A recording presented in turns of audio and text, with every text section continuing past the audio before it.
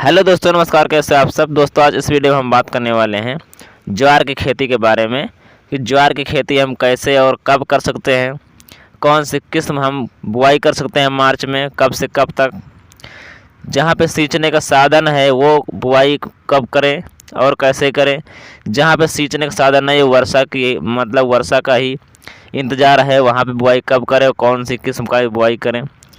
ऐसे दोस्तों हम कई सारी बातों का इसमें वीडियो में जिक्र करने वाले हैं, तो पूरा वीडियो देखना ताकि आपको सबको समझ में आएगा।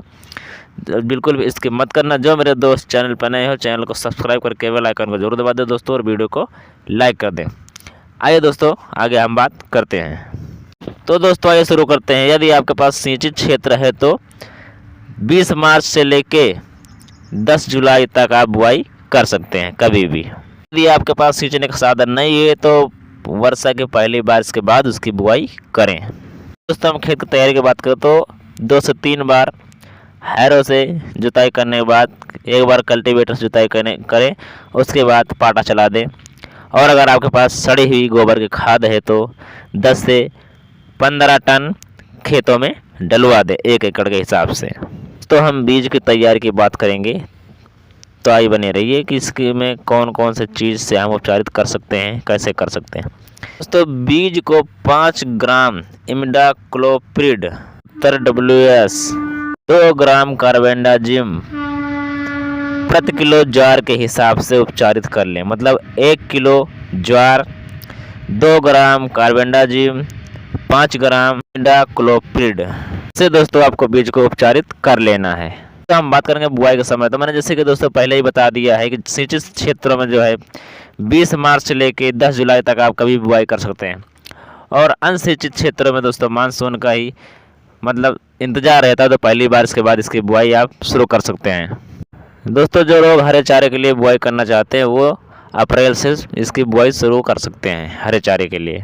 यदि दोस्तों हम बीज दर की बात करें तो 1 हेक्टेयर क्षेत्र जमीन के लिए जो है 10 से 12 किलो बीज पर्याप्त होता है। अब हम दोस्तों बात करेंगे उर्वरक की मात्रा। तो उर्वरक की मात्रा दोस्तों मृदा परीक्षण के बाद ही आप उसमें NPK का प्रयोग करें। यदि दोस्तों आपके पास मृदा परीक्षण का कोई उपाय नहीं है तो आप 1 हेक्टेयर में दोस्तों 70 से 80 किलो नाइट्रोजन, दोस्तों 20 किलो फास्फोरस डलवा दें। यदि दोस्तों रासायनिक खादों का प्रयोग करना चाहते हैं तो अगर आपके पास सड़ी हुई गोबर की खाद है तो उसको डलवा दें, फिर रासायनिक खादों का प्रयोग करने की कोई ज़रूरत नहीं है, जैसे कि हमने शुरुआत में बताया है गोबर की खाद डालने के लिए। अब दोस्तों हम बात करेंगे सिंचाई की। तो मार्च अप्रैल में बोई गई फसल को 15 से 20 दिन में सिंचाई करें। मतलब कि बुआई करते समय नमी का खास ध्यान रहे क्योंकि उसमें नमी बनी रहे। दोस्तों तापमान बढ़ता रहता है, इसलिए नमी का ध्यान रखें, बस उसमें कोई समय नहीं है। कीट और रोग नियंत्रण के बारे में दोस्तों हम बात करेंगे। तो रोग से बचने के लिए आपको बीज को उपचारित करना पड़ेगा, और कीटों से बचने के लिए आपको समय समय पर कीटनाशक का छिड़काव करना पड़ेगा। दोस्तों हम कटाई की बात करें तो ज्वार की फसल जो है 60 से 70 दिनों में फूल आने लगते हैं। मान के चलिए कि 90 दिन के अंदर फसल पक जाती है।